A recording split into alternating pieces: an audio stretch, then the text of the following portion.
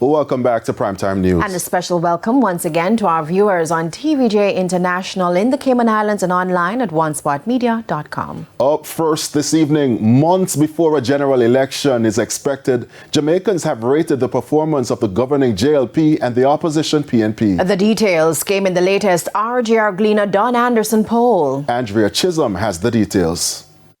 The governing JLP has been making the rounds, spreading what they call good news about their record of performance. The opposition PNP, on the other hand, has been tracking activities, scrutinizing every major policy decision while openly criticizing the government. So between January 29 and February 13, 1,021 registered voters were asked to rate the performance of the governing JLP. 20% said it was very poor and 17% poor.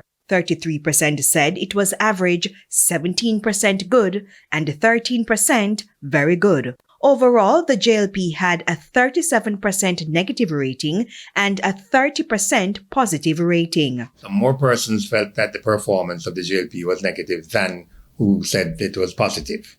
Respondents were also asked to rate the performance of the opposition PNP. 19% said it was very poor and 27% poor. 37% said it was average, 10% good, and 8% very good. Overall, the PNP had a 46% negative rating and an 18% positive rating. The net difference is 28 points. All right. And that's significant in terms of a differential for one party vis-a-vis the other. Pollster Don Anderson analyzed the results. So we had a significant differential in terms of negative vis-a-vis positive as far as the People's National Party is concerned. The government, you have a lot more against which you can measure.